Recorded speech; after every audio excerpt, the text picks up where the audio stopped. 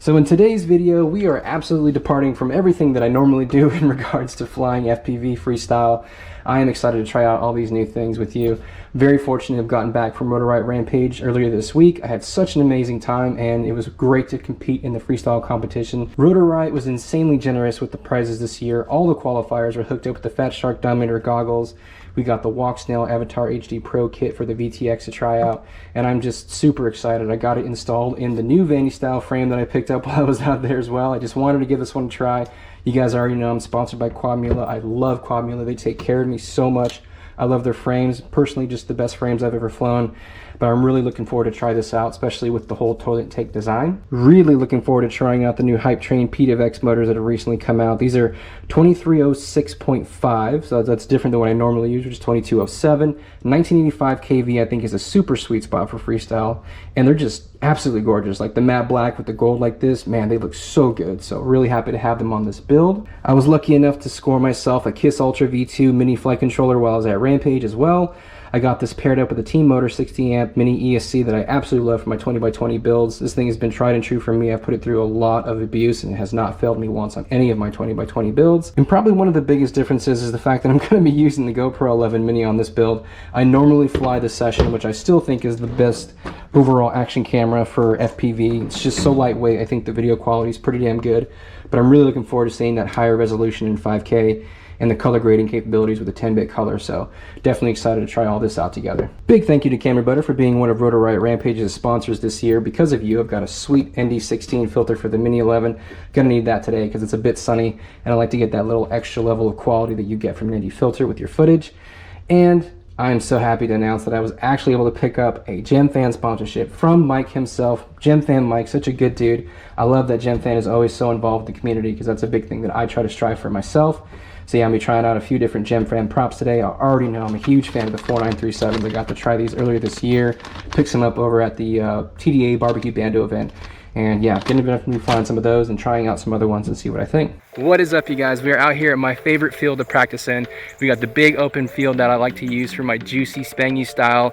We got a couple of goal posts out there that we can fly around, interact with. We got the trees back there we can fly in. We got some tree gaps over here that we can hit. Absolutely love this spot. Beautiful day. Let's do some flying. You can feel it in the streets on a day like this. The heat, it feel like summer.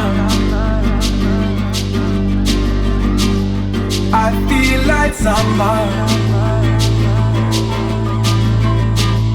I feel like summer. You can feel it in the streets on a day like this. The heat, I feel like summer. She feel like summer. This feel like summer. I feel like summer. 7 billion souls that move around the sun, growing faster, faster, not a chance to slow down. Slow down.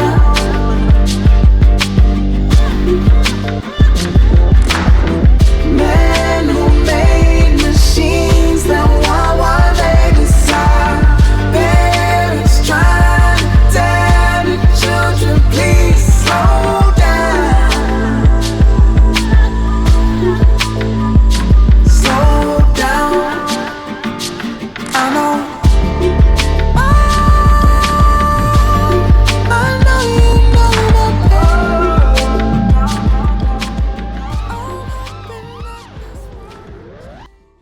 Okay, so now that I've flown about 6 packs through the Dominator HD goggles using the Walk Snail Avatar system, my personal initial first impressions. Now, I don't think this is any sort of a review.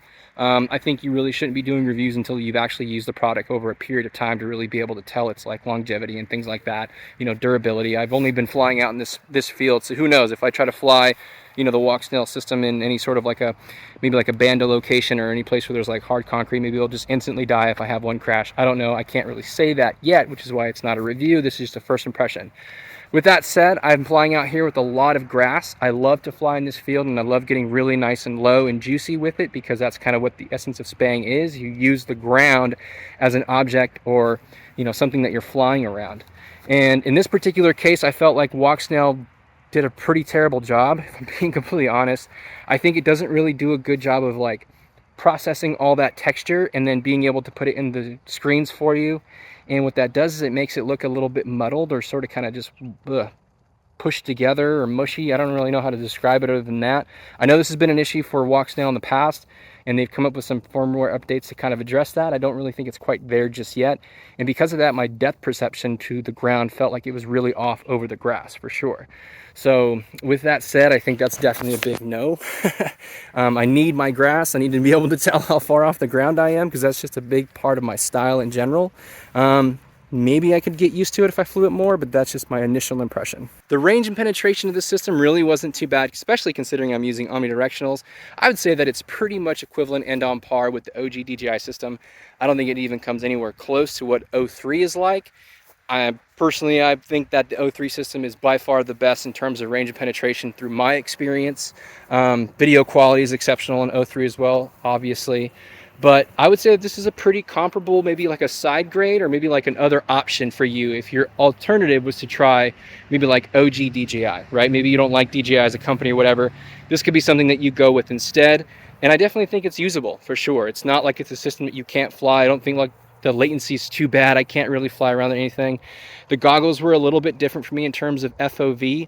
The lenses are nice because they're OLED, so I love that. The feel is not too bad. They're quite comfy, and I would say that they're like overall, yeah, it's not something that is distracting to the point that I can't stand it. I know a lot of people who flew with the goggles too just couldn't get around the feel. It's too much in the face or whatever, hurting their nose, and that's going to affect your ability to fly. So I wouldn't say that this is something that I experienced with these goggles. They're not too bad. Now, in terms of the Vanny style, I have to say that this is a pretty sick frame. I really do like the way that it feels incredibly balanced on all axes. The toilet tank design is really cool because it kind of gives it that center of gravity that's very, almost like a ball, right?